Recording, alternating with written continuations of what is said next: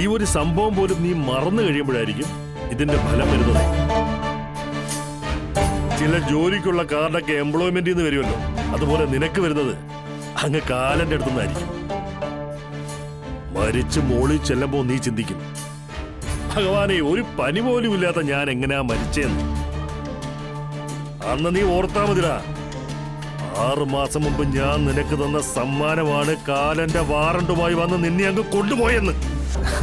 എടോ ചന്ദ്രബോസേ, ശത്രു പ്രബലനും തന്നേക്കാൾ ശക്തിമാനാണെന്ന് അറിയുമ്പോ ഏതൊരു വീരവും കാണിച്ചു കൂട്ടുന്ന പരാക്രമമായിട്ട് എനിക്ക് ഇതിനെ കാണാൻ പറ്റൂ.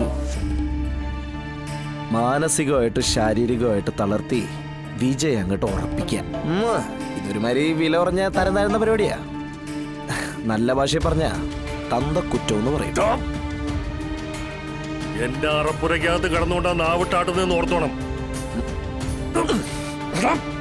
അതുകൊണ്ട് എന്താടോ കാര്യം? നേർക്ക് നേരെ നിന്ന് കൈ പൊക്കാൻ കേൾപ്പില്ലെങ്കിൽ ആ കൈ കൊണ്ടെന്താ പ്രയോജനം? തന്റെ ഈ ചങ്കൂറ്റത്തോടുള്ള നിൽപ്പിന് പോലും ഒരു ഭയത്തിന്റെ പിൻബലമുണ്ട്.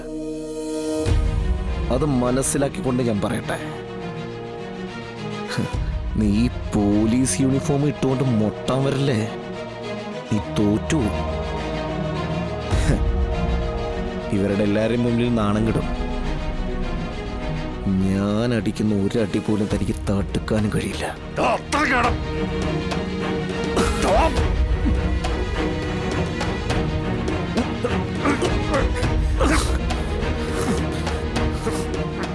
ഞാൻ തടുക്കൂന്ന് പറയാ, തടുക്കൂടാ.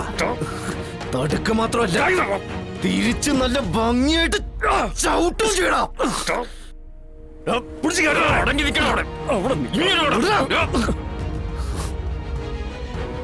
ഇപ്പൊ നിനക്ക് മനസ്സിലായില്ലടാ, ഞാൻ കണ്ണടച്ചുകൊണ്ട് ധ്യാനിക്കല്ലായിരുന്നെന്ന്.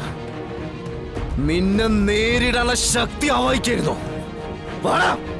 വന്ന് മുട്ടടാ. ഇന്ന് ഈ ലോക്കപ്പിൽ നിന്ന് എനിക്ക് ഇവിടുന്ന് പോണെന്ന് ഒരാഗ്രഹമില്ല. നീയും പോവില്ലടാ. പോലീസുകാരെ കൈവച്ചവരെ പിടിച്ചു കെട്ടണം. ചന്ദ്രബോസേ, അടങ്ങി നിൽക്കണം അവിടെ. നീ എന്നെ വെല്ലുവിളിക്കുന്ന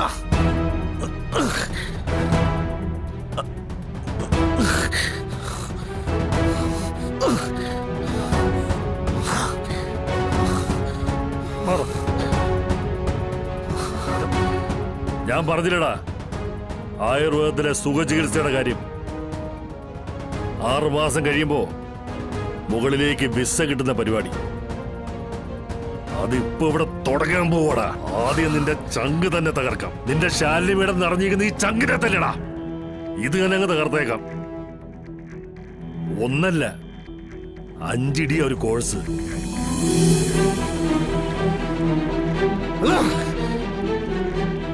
നീ ആണാണെങ്കിൽ എന്റെ കയ്യിലെ വിലകൊന്ന് അയക്കണം, എന്നിട്ട് അടിക്കണം. അടങ്ങി കിടക്കണം അവിടെ. നിനക്ക് ഇരടച്ചൻ കൊണ്ടെന്നല്ലേ പറയുന്നത്? അതിന്റെ പണിക്കൂട്ടം ഞാൻ ഇന്ന് തീർത്തേക്കടാ.